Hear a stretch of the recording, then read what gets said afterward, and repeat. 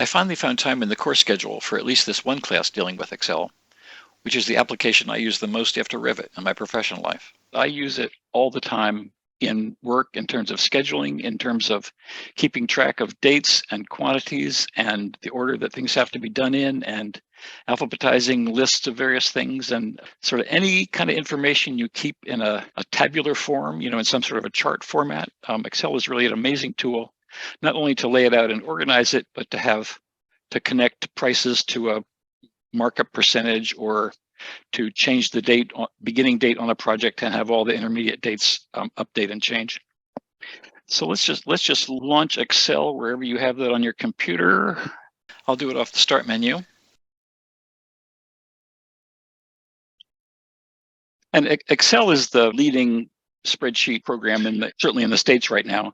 It used to be a program called Lotus 123, came out in 1980, I think, the first real killer app for personal computers. Invented by a bunch of guys at, I think, Harvard Business School, who worked with big manual spreadsheets, keeping track of all the expenses of business deals and operations. So whenever you change one number, you've got to go down and erase the sum that number was a part of, and copy that onto page 3 and start again, and just keep doing all this stuff by hand. And a guy named Mitch Kapor, K-A-P-O-R, thought, I forget, we got a K-Pro or some other early personal computer. I bet I could program this to do that for me. And he came up with this basic idea of a grid of cells, rows and columns, and that they would be linked. They're not just places where you type text in, but places where you type numbers in and then say add all these up, and they add up automatically. And if you change one, they re-add up automatically, or whatever the math function happens to be. And it's proved to be hugely useful in everything from grocery lists to construction scheduling operations. Anyway, we're going to start with just nothing. It's just a blank workbook. The worksheet is composed of cells arranged in columns and rows, each of which has its own unique address, which is a combination of its column letter and its row number, like A1 or D9. Column D, row 9, and we can refer to the contents of that cell in other cells by that address, by like D9. If you start typing information in here, this is a demo worksheet, and then want to put some text right here. So is this, and they start to overlap, we can just drag the width of the columns to make them wider. So you can make a row deeper as well. Control Z, Control Z. So you have a lot of control over just the formatting of the information that way. We can, if need be, change the magnification. If we just need to see more, we can go to View, Zoom, 50%, and everything shrinks down just so we can see it, even if it's hard to address. Go back to 100% for the time being. I mean, it's sort of like Revit in that respect. You zoom in for detail and zoom back out to get the overall picture. If you finish typing something, hitting the Enter key moves you down. So if you just making things on a list, it just keeps adding them down. If you say, so am I, and then hit Tab, it'll move you over to the next one to the right. So you can always just click where you want to go, but that automates entering information in rows and columns. So far, I've just been entering text, and we really have 3 kinds of things we can enter into a cell. We can just type words, just text. We can type numbers. I hit Enter, so it dropped down 4, 5, 6, 7, 8, 9. Or we can type, let's put this here, tab. Or we can have a formula. And the easy ones would just be like adding 2 numbers together. And all formulas just start with the equal sign. That's how Excel understands what's coming up as a formula. Pay attention. So here, I'm just going to add these 2 together. So I say equals that one. And then I'll use the plus sign, which is the add operator. And then click that one. And now, so G1 now contains the formula that adds F1 and E1. Hit Enter. And as they change, it changes. And this might be hundreds or thousands of numbers, and if necessary, they would all be updating based whatever's in F1. So we can use add, subtract, and divide. Now in multiply, if I want to multiply 14 times 15, that's equals 14, and then the asterisk is used for multiply. So that multiplies them out. If you change them, the number changes. One thing that you have to get used to is that there's nothing right on the screen that tells you which of those numbers are just the numbers that you enter and which are the numbers that are calculated. I could type 158 in there. It might look like I'm multiplying those two numbers, but I'm really not. We'll turn that back, Control Z. So a lot of times when I'm doing this, I will give myself a little clue to say this cell contains a formula. And here on the home menu, I might pick that cell and just give it a background color. Just to say, don't mess with this one as I'm working on it. There are over 500 functions built into Excel to make, for instance, if I had a whole list of numbers here that I wanted to add up, I don't want to have to say down here, equals E1 plus E2 plus E3 plus E4 plus E5 plus E6. Click with the cursor and make the active cell where you want the answer to go. Here in the Home tab, which is the one that you use for most of the time, basic functions and formatting, we can just pick the auto sum, and it says, okay, so instead of just plus, plus, plus, plus, it just says do the sum from here to here. Just as it goes up, we hit enter, and whatever that is, it is. And if we make this be 800 instead of 798, that one increments by 2. And I think I'll just do this again to remind myself that that's a formula, as is this one. There are literally hundreds of functions in a big spreadsheet program like this for financial ones, all kinds of accounting things, date and time functions, math and trig functions, more weird functions, statistical engineering. I, pretty much stick with adding and subtracting and multiplying. An occasional tangent if I have to deal with the roof slope. And I should say there are also a number of text functions. For instance, if I put Bill here and Gillis here, and I'm doing class list or something or other, and I would like to have those entered separately, but I would like this to say Gillis, comma, Bill, for whatever reason. I can say here, a formula that starts with equals, just like a math formula. Concatenate, which means string together. This one, a comma to separate the two addresses. This one, Bill Gillis. Doesn't yet have the space and the comma in there. So in any cell, you can not only see the result of what you've typed here, but whatever has been written in there is available up here on the edit bar, or whatever they call that. So I realize here, I've got A5, comma, B5. I would like to stick in just this little text string of a comma and a space. And I put that in quotes, comma, space, like that. So put together A5, put together Bill, put together Gillis. Oh, I got those backwards. Do I? I want B5 here. I want B5 and then A5. I want Gillis Bill. There we go. So Gillis Bill is B5 plus the punctuation plus A5. And you can do all sorts of stuff with those. I could take the first letter of my names and construct my initials. I mean, just anything like that you want. And there are dozens of those. And we're going to actually do like 3 real spreadsheets. So this is just a quick intro. Any of these cells, regardless of whether it's a text or a number or a formula, the result of a formula, has a number of formatting options here that's all on the Home tab. We saw how we can format with the background. If we want to take this one and make it bold, I can just bold it. I can italicize it. I can underline it. Double underline. We can change the font there, to some other font, just like anything else, and make it bigger or smaller. Oops.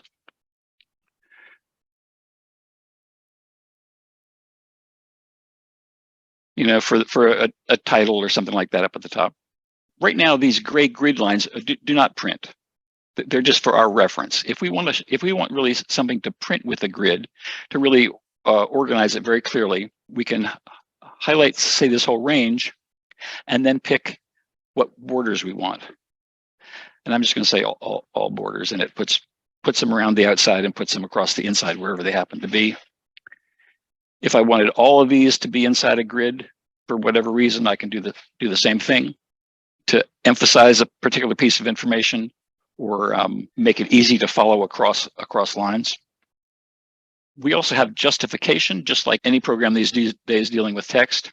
If I want this text right here to be center justified, I do it that way. We also have vertical justification. So if I want it to be centered horizontally as well as centered vertically, I can do it like that for whatever sort of graphic design considerations you need to be doing on your on whatever you put together. And a couple of other funny things like, let's see, pick Gillis Bill. I can put it on I can do it vertical. Should that be necessary?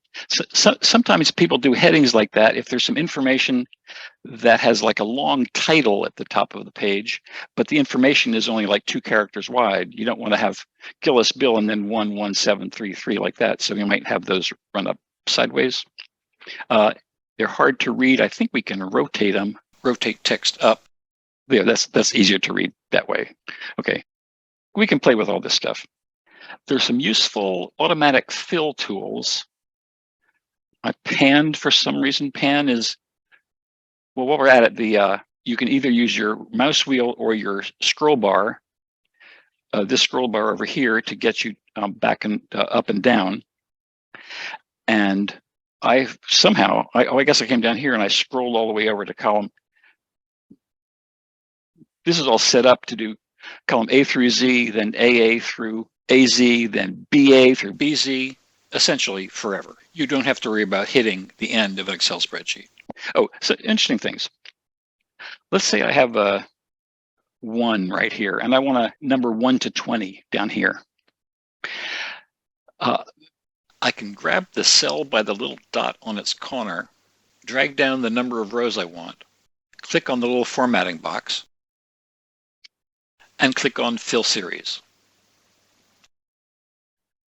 To add more numbers, I drag it, click the box, click on Fill Series. Click Fill Series.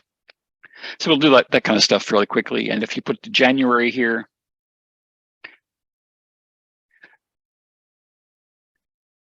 I can fill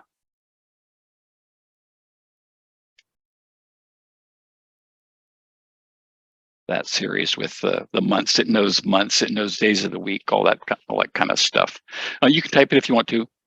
If you're doing mortgage applications and stuff, you certainly don't want to be typing in dates and years all the time. You just have it fill those in from scratch. We can sort things very easily. Say we had these are sales for the year 19, 21, 34. Okay, so there's a year's worth. And I want to sort these in order of highest sales to lowest sales. I can pick this whole range. I don't want to just sort the numbers. I need to sort the months with them. And over here under sort, if I just sort A to Z, that will assume I want to do that first column, column D, and it'll put them in alphabetical order by month, which is not what we want. So I'll select them again, go to sort and filter and say custom sort, and sort using column E, which is where my price is, my sales. And I want them done largest to smallest. I want to see the 67 at the top. And it will redo all those just like that. Very useful. I don't know that I can get them back into January, February, March from that. I mean, I'm not sure it knows that.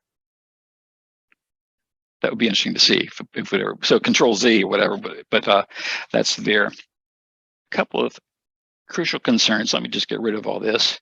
Control A. Delete gets rid of the cell contents. Now for the borders, I should have just set borders to no borders. You can always delete rows. In this case, I highlight these rows over here, right click and hit delete, and they'll go away. I'm starting from scratch. If I have 12 and 30, 23 and 12 and 68, and some random numbers here, this is important. If I have this be equals that plus equals A1 plus B1. When I copy this formula, when I copy this cell, Control C, and then paste it in here, Control V, even though this one looks at everything in row 1, this one adds the cells in row 2, which is what you expect. So we're getting sums across there. I don't have to keep doing them again. And Control V, Control C, and then Control V. So in each case, what we have is what are called relative cell references. Basically, this is formula right here is saying, add the two numbers immediately to the left of me. And it's that idea is what's being copied, not the actual A1, B1 cell references. And this, let's put some, let me underline these guys. We're going to do some totals going this way, and I'll do the sum function. And AutoSum really looks either up or horizontally until it runs out of numbers and then stops. So we can just do that. If I want to insert a row in here, I've got, you know, a new classroom or something going in, I can select this row, right click, hit insert,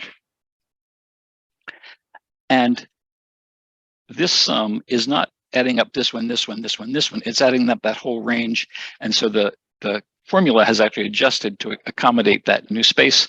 And if we put 1 and 9 in here, it hasn't changed. But if we then copy the formula down, Control C, Control V, then it increments by 10, and it's all added up, and all these are correct. It's a little different if I insert a column here, and it realizes, oh, you're inserting a column. Now I'll be adding A1 and C1, those original two columns, and not what's in B, because that formula referred explicitly to two cells, not to a range. Let me show you something to watch out for when you insert a row at the beginning or the end of a range. So we have here, since I inserted that row at the top, this formula, the 316, is just adding up those 4 rows the same as it was before. And I can't remember, you know, if it was the challenge or failure or something or other, where one of the reasons it failed, or some bankruptcy, was that somebody had added some numbers up here and had expected this to change, and it hadn't. Looked like it should, yeah. But this still refers to that original range from row 2 down to row 6. So whenever if you don't tell the program, it's just like Revit, if you don't tell it what you want to have happen explicitly, it won't happen. So in this case, if you wanted to add, just like, let's say that this number was not the result of a calculation, it was just like a number you were given. If I want this number to include that, I would need explicitly to go to AutoSum again, in which case it will reach up until it hits the final number, and then we'll add that in. Okay, other things we can stick in here. Under Insert, all sorts of graphs we can do based on the data in here. But I really want to show about pictures. We can just, if you need to bring in a photograph, maybe this is your costs, your spreadsheet of an office, and you want to bring in a rendering of the office, you could do that and just stick it right in here. There we go. So we can stick a picture in here. These objects that you insert are not tied to a cell the way that the data and the text is. They're free floating objects. There's insert picture. There are different kinds of pictures, shapes. Yeah. You need a star and banner on your spreadsheet. Shapes, arrows. There's this last one which is fun, called word art, where you pick, fun shapes and play with it and stuff. Again, that's not tied to a cell. It's just like a free floating graphic object, and you can rotate them and do whatever you want.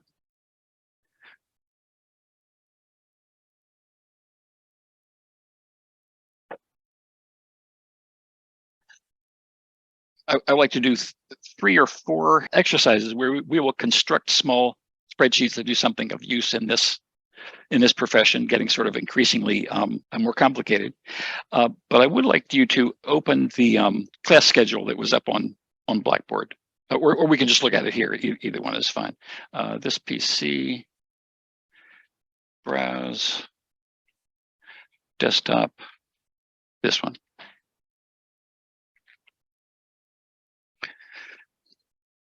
Okay, this is the schedule for this class, slightly revised, and there are no formulas at all in here. This is just using the spreadsheet to organize information in an organized fashion. And I put up here a list of the things that I wanted to cover. Sort of color-coded them for my own ability to remember what was going on. Topics I wanted to cover during the semester. Oh, this is interesting. I did use dates here. So I put in that first date of 9 January, 1/9/2023, and then this guy right here is a formula that adds 7 days to that. So those will all update. And next year, if I'm teaching the class in January, I could, in theory, just change this to, let's say it starts on the enable editing. Let's say I change that on the 10th of January, and then all those other dates will change as we go.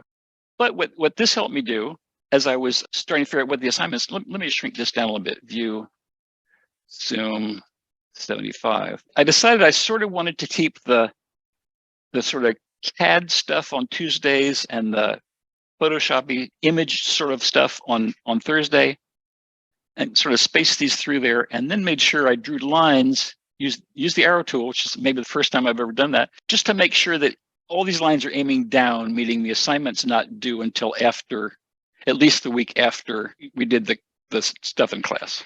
Just my little visual way of keeping track of that. Change that back to the 9th of January. A couple things that's nice about this, we have this thing called Format Painter, which will take the look of one particular cell and apply it to one or more others without you having to individually sort of change the font and change the background. So let's see what's involved there. You start on a cell, click Format Painter, and then click on the cells where you want that to be applied.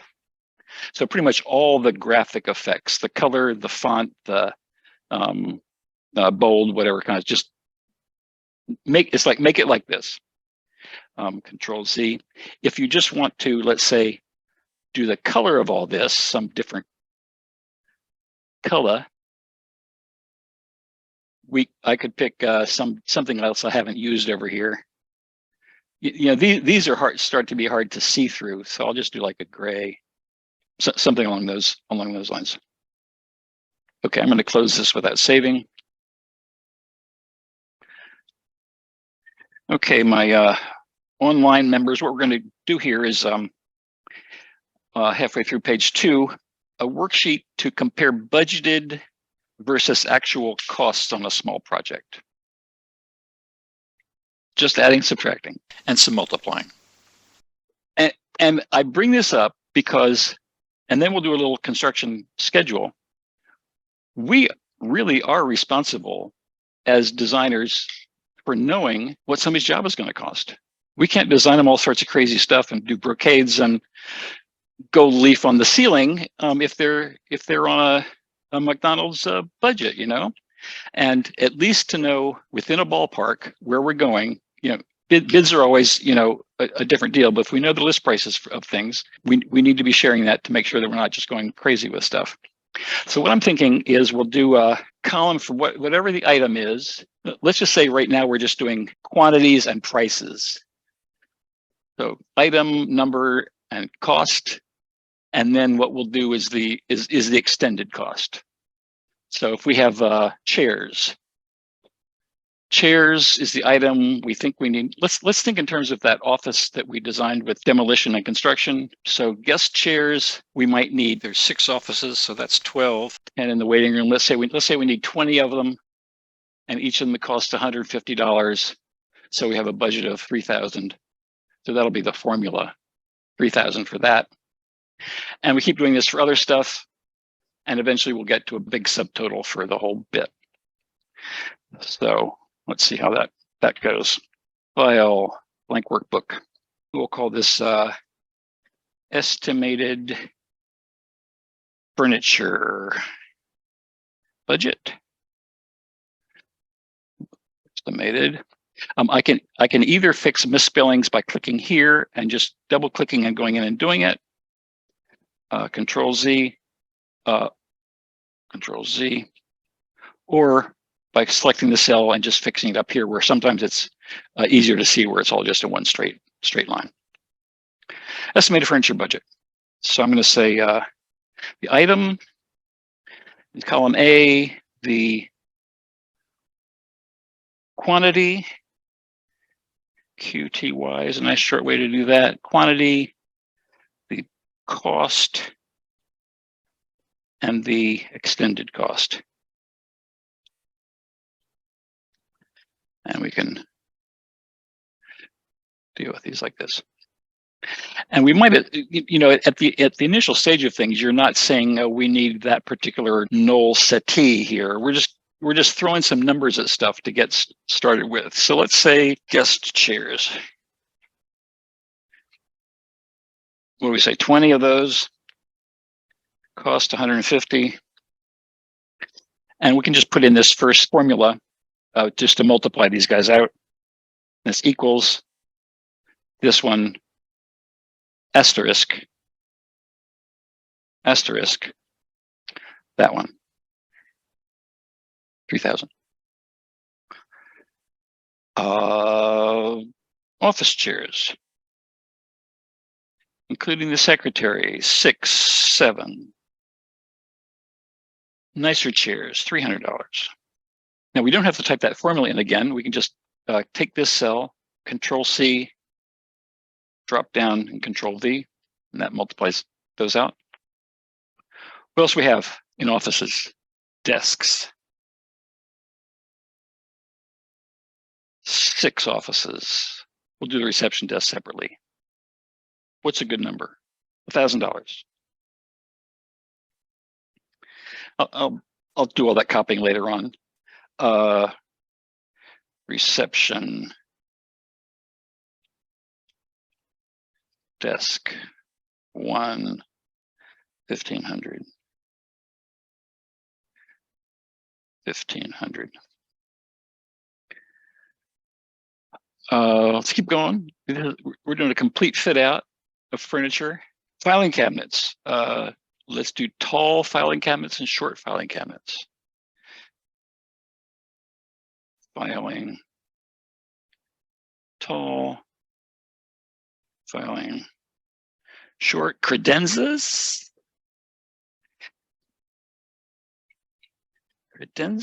I guess, well, that's enough. Okay, filing tall, back in that room behind the secretary, 3 of them, $200. Filing short, 6, wood panel fronts 350, credenzas 6, 1,000.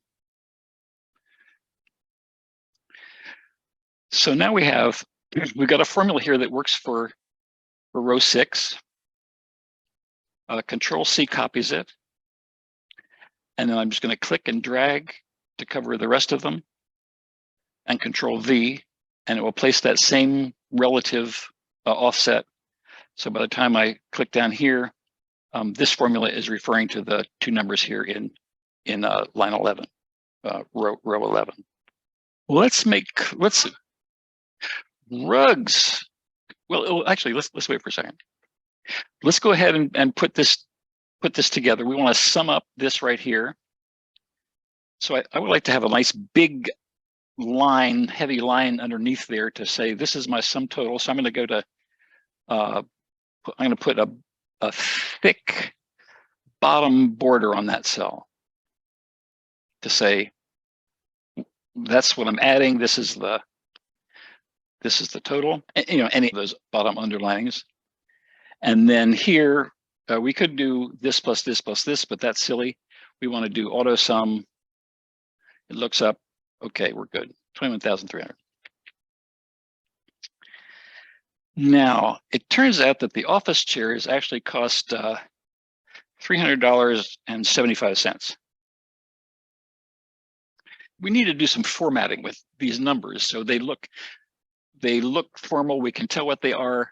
We're not confused by some having decimal points and some having no decimal points. So let's say I want to turn all of these here into having two decimal points. And we can do that right here on the home tab to add decimal points to those guys. And we'll do the same thing with these. And this guy. Oops. And you know, it sure would be nice to have some commas in there. So let's grab all these dollar amounts and add the comma for thousands.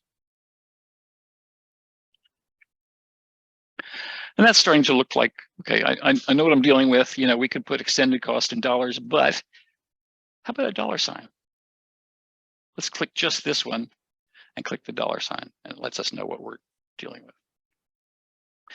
So, you know, sort of like what Revit does with CAD, this is doing with numbers. It's all extremely malleable, and we can stretch them, we can add things, we can subtract things without having to go back and retype the whole thing. And for instance, you talked about rugs. Well, let's put this stuff in alphabetical order, just because we can. But let's bear in mind, notice that credenzas is coming out to $6,000. So I do that and go over to my sort button here, sort A to Z. It without us doing anything, it's always just going to sort on the first column, which is like last name or something like that. We'll just sort A to Z. And there's credenzas. And you see that the numbers came along with it. The formulas stayed in relation to everything else. What I don't want to do, let me take that back, would be to sort just this column, because that'll change. Your credenzas will go to the top and look like they cost, like we need 20 of them. When you're sorting a range, you need to make sure you have all the cells that need to switch. Rugs, we'll just stick it in any old place and then we'll resort it. I'm just going to stick my rugs in here. So I'm just clicking here on the row 7, insert. Well, actually, each of the offices has a little carpet, and we'll spend $500 on a carpet. And I can just copy this, Control C, Control V, and get our extended cost there. But this is not in alphabetical order, so we'll just grab these again, sort A to Z. So now it all shuffles up. You know, I would like to have these guys underlined, so I'll just grab them all and underline them. And that's a little different from this.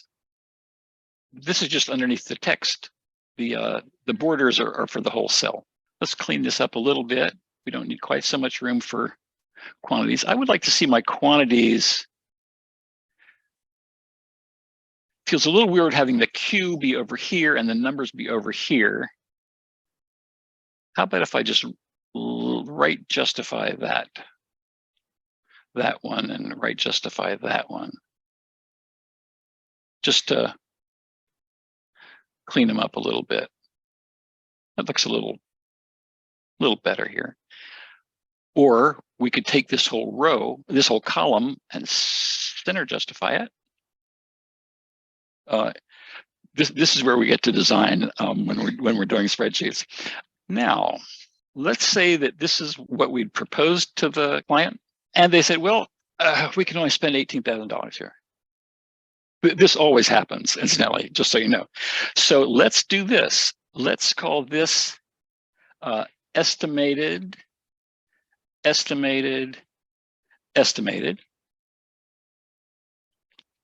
and then copy all this, Control C, and stick it over here, Control V, and say actual, or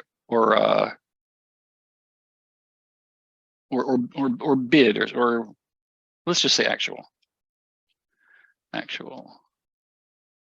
Control C, Control V. And when you get this hatch pattern, that means there's not enough room to display the number. It will display partial text. It will never display partial number. Too dangerous that way. So we'll just crank that out. Let's see where we can do what the contractors like to call value engineering. Carpets.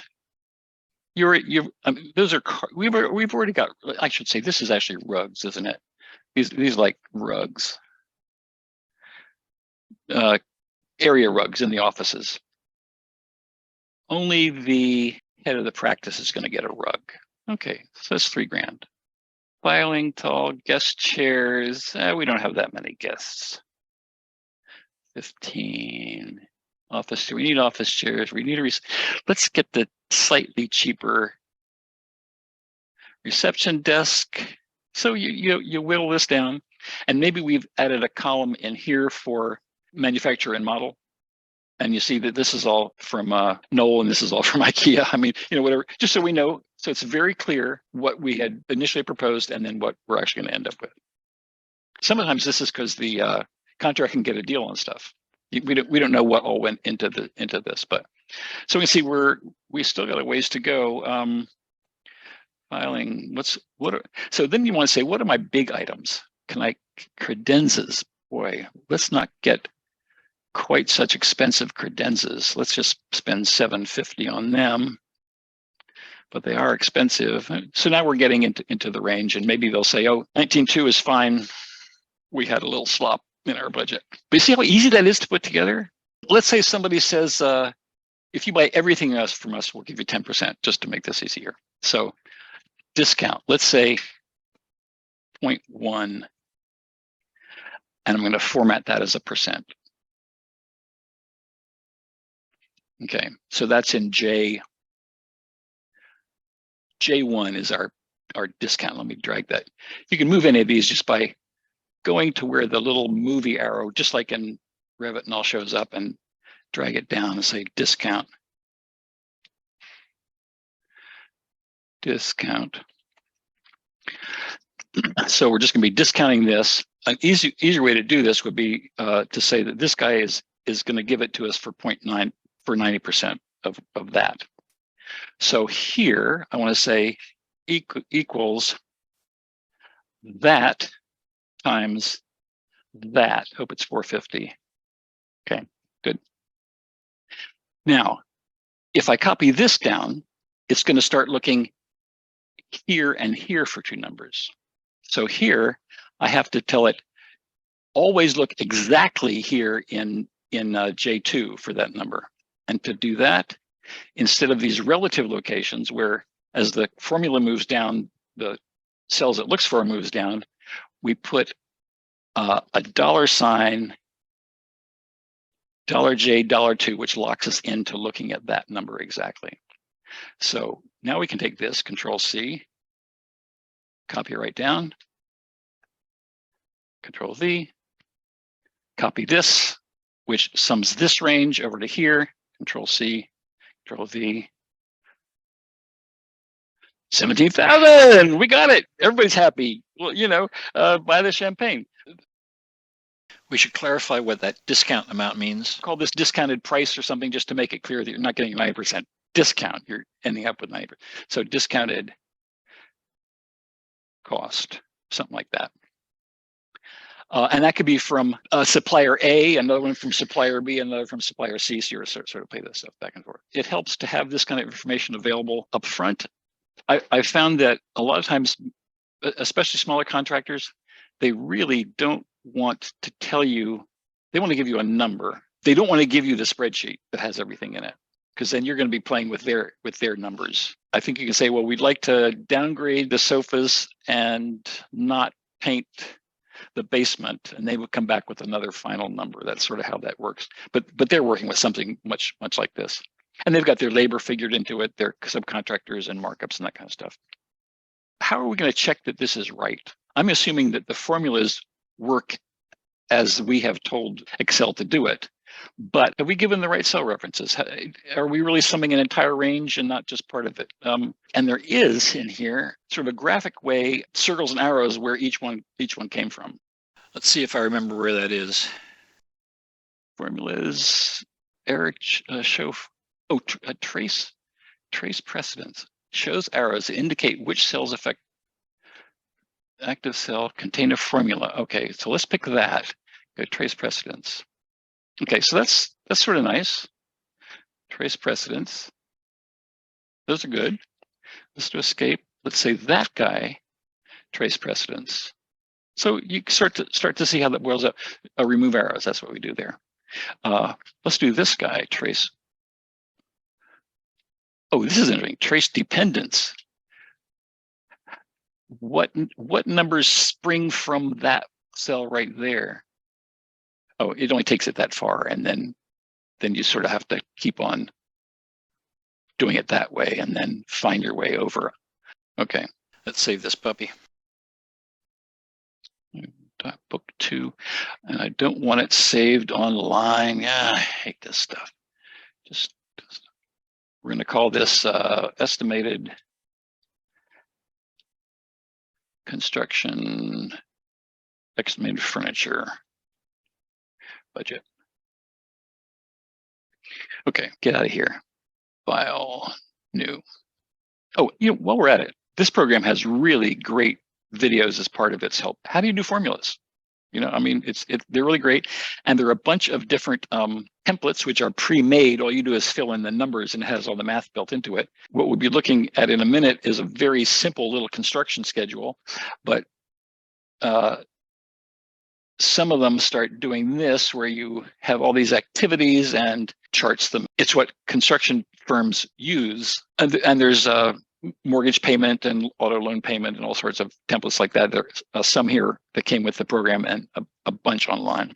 Anyway, so if we look at a construction schedule, we're really going to be looking at date operations, not so much math not additions and subtractions. So let's just call this construction schedule. And I think the easiest way to think about this is there's a task, and there's a start date, and a duration, and an end date.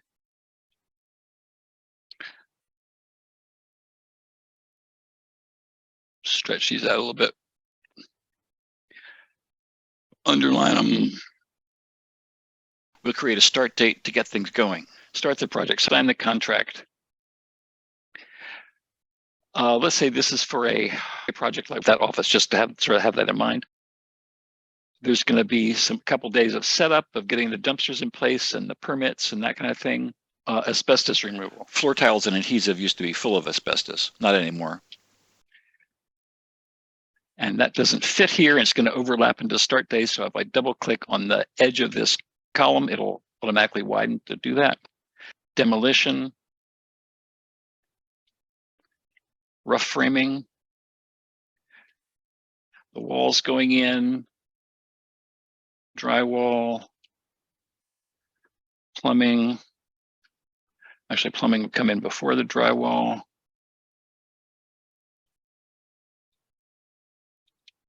Paint, flooring, let's say. Why does the flooring go in after the paint? So you don't drip paint on the new floor. That's just how that works. Flooring, paint, carpet, cleanup, furniture move in, furniture install.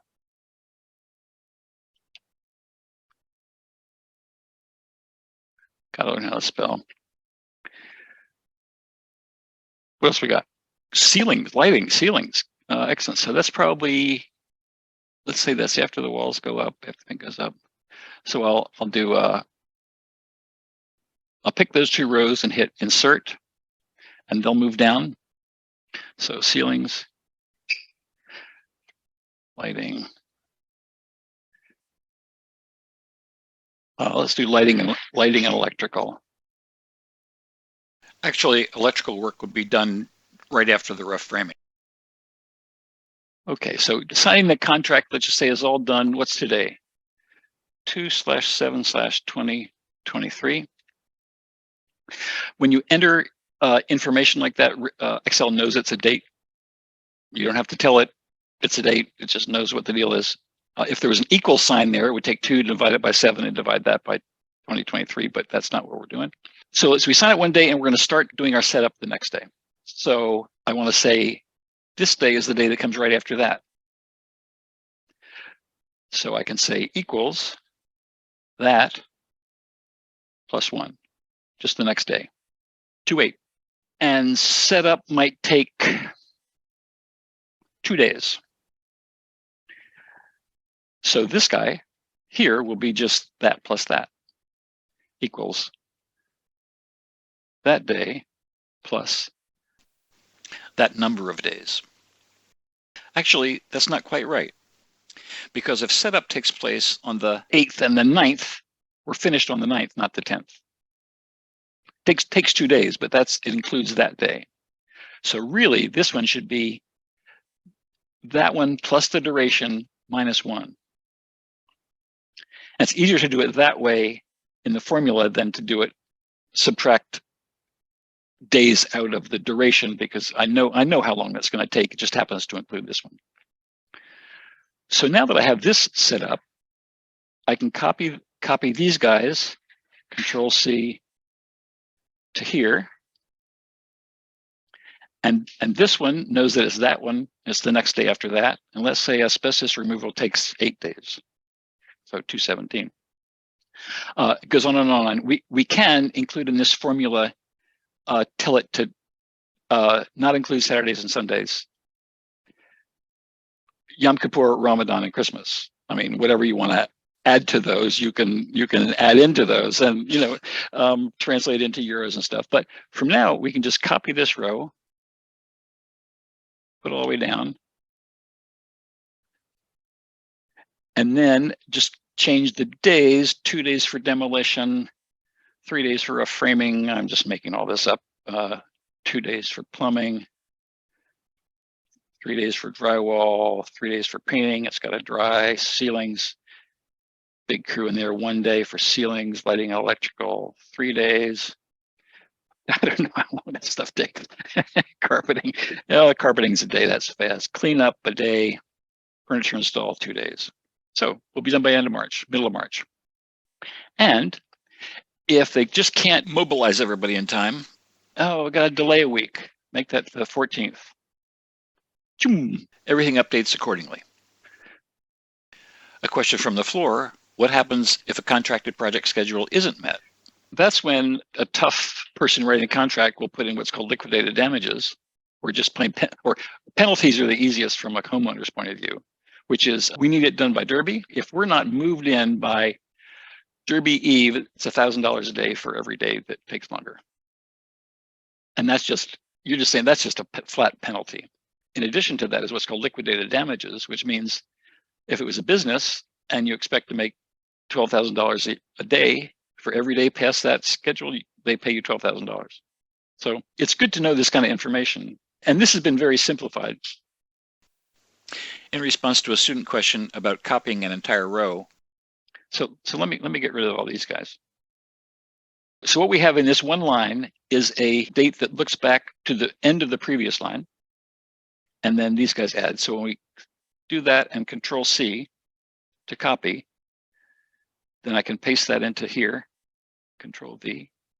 So this one looks over to there and adds 1, and this add over to here. So to copy it to multiple rows, highlight those, Control C, Control V. When you do copy a row, we're sort of copying, we're not doing anything fancy with that little plus button down here, which in retrospect, I simply should not have introduced yet. Sorry for the confusion. We're just clicking in the middle, dragging across to the middle. That grabs the contents and everything from there. And then we just go down to here, Control V. Oh, I didn't do Control C. Control C, Control V. Okay. I'm going to ignore the workday subtraction because I've only did it once last night and I forget how. This is again a situation where we might have estimated and then actual. So we never lose track of when we thought it was going to be happening. Let's just see what that.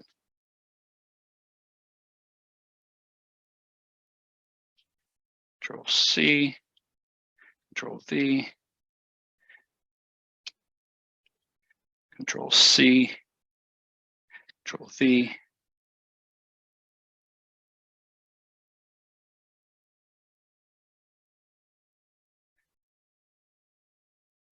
And where that might come in is,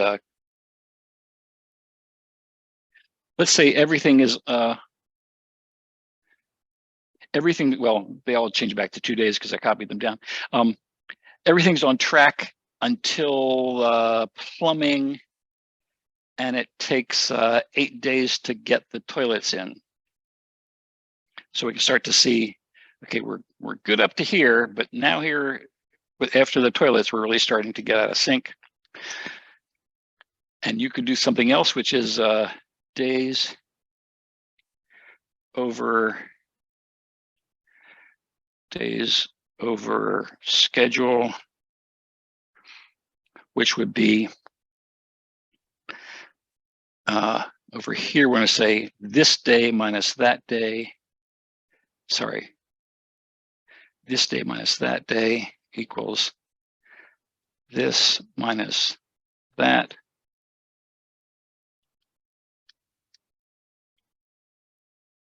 And we're going to say that from scheduling, from the time the plumber screwed it up, we started becoming 6 days over, and then the flooring guy could do it in a day, so he picks it up a little bit.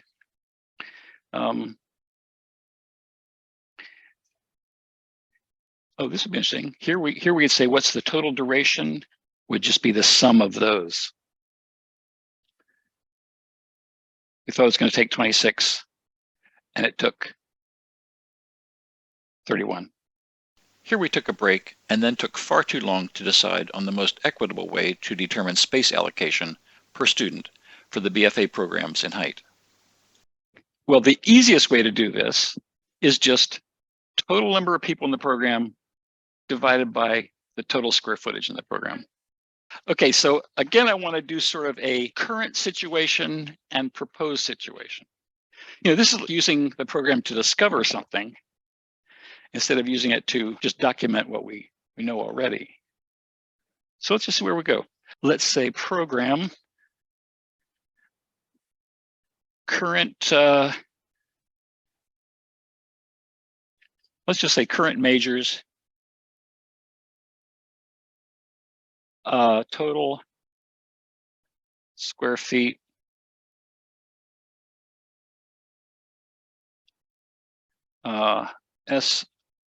SFF per student.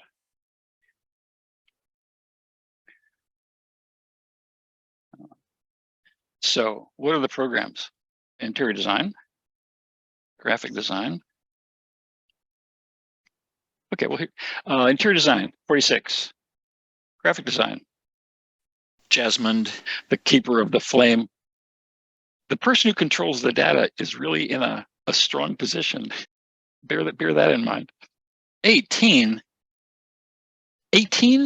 There's just nine a year of juniors and seniors. Printmaking. We can wait for the numbers. What we want to set up here is the schema that will then inform us based on the numbers that we actually find out. So let's just say that there's 20 people in each one. And then we knew that we had 2,800 square feet. Was that it? We had 22 rooms.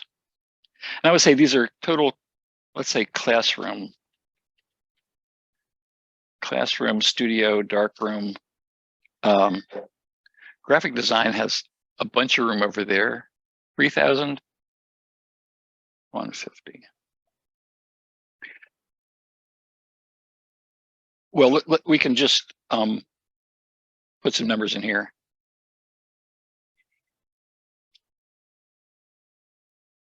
Which are wrong, and then which is square foot, so equals C5 divided by 46. Control C, Control V.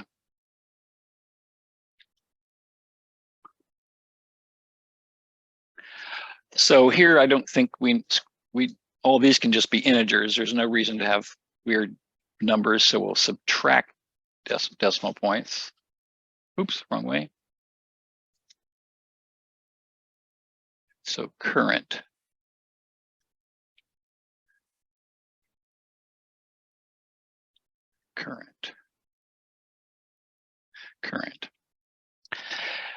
Then let's take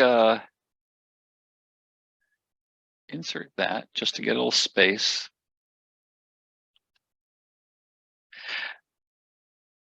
Control C. I'm going to let a couple of people, let's say this will be Cherokee and Caroline.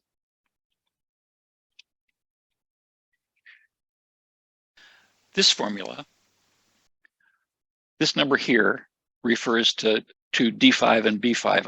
I need to keep these, I need to keep coming back to here. So I'm going to say this one, G5 divided by $B5.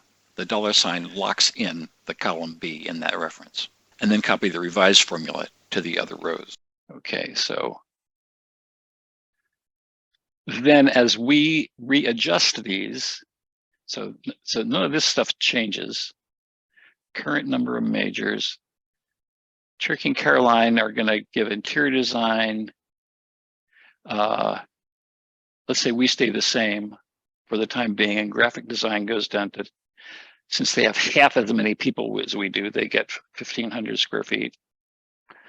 Yeah, take them down farther, 1,200 square feet. That's better. They don't really need any more space than we do per person, except that they have all these extra rooms and their conference room, la-di-da.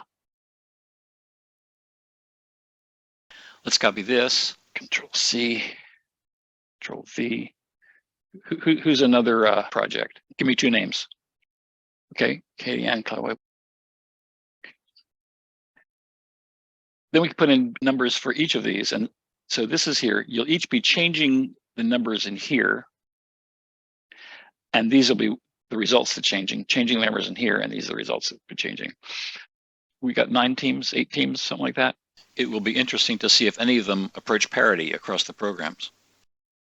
And and for all that the printmaking people have those big presses and stuff, we've got big drafting tables. So it's not sort of a institutional or program investment in space that's a little independent of the space sort of each person occupies. So so it's not an easy decision to make. And especially there's some of these going down in history called the Red Chair Room Wars, where Moon, the former chair here and the former chair of graphic design, just fought over who got that room over there, which for a while we shared.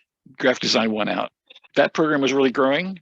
Steve Skaggs is an internationally known graphic designer, and Moon's just a decorator, and she wasn't pushy, and he was. So So there's sort of questions of before you start creating all sorts of formulas going on, what information do you have and what information do you want to get out?